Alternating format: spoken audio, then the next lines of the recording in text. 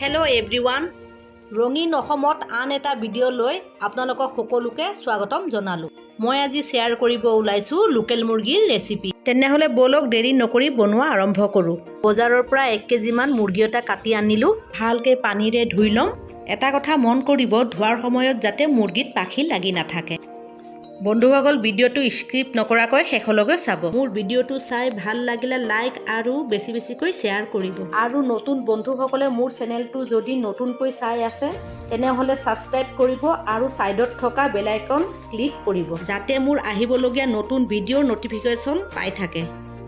এটা মিডিয়াম সাইজৰ পিয়াজ দুটা কাটি ললো আৰু নহৰু 5 ফুটা মান মই বাটি ললো, আদা বাটি ললো এডোখৰ আৰু 4টা মান ইলাচি লৈছো, 4টা মান দালচেনি লৈছো আৰু 2টা তেজপাত লৈছো। এতিয়া মই গেছটো জ্বলাই ললো। কেৰাহী গৰম হ'ব দিলো। কেৰাহী গৰম হোৱাৰ পিছত মই মিঠাতেল অলপ ঢালিলো আৰু অলপ মই ৰিফাইন ঢালিলো। ৰিফাইন আৰু মিঠাতেল একেলগে কৰি বনালে তৰকাৰীটো সোৱাদ লাগে।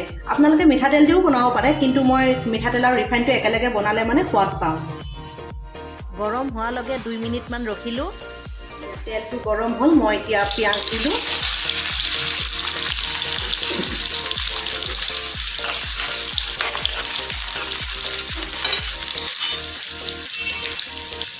নহৰু দিলো।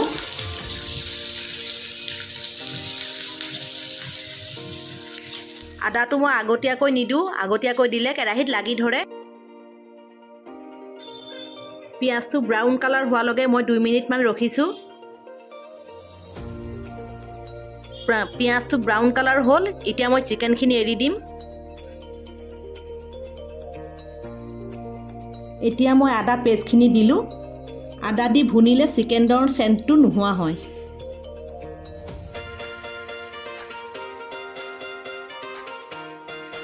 এতিয়া মই আদাখিনি চিকেনৰ লগত ভালকৈ মিহলাই ল'ম।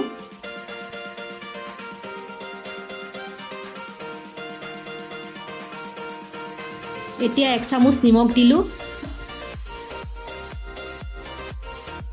নিমখখিনি চিকেনৰ লগত মিক্স কৰি কেনে 5 মিনিট ঢাকি দিম।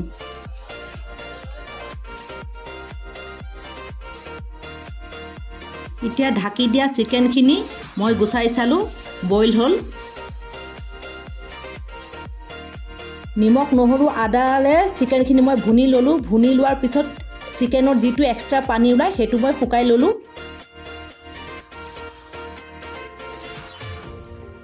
এতিয়া মই হালধি 1 চামুচ দিলো, জলকীয়া দিলো, ধনিয়া দিলো, জিৰা দিলো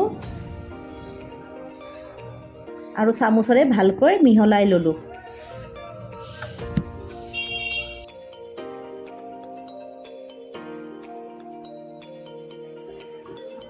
এতিয়া মই গৰম পানী 1 কাপ দিলো।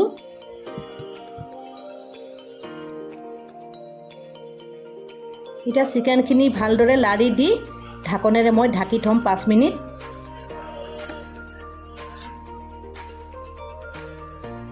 এতিয়া গেছটো অলপ বঢ়াই দিলো। এতিয়া ঢাকনখন গুচাই চালো চিকেনখিনি বইল হ'ল নেকি। বইল হ'ল। এতিয়া মোৰ চিকেন ৰেডি।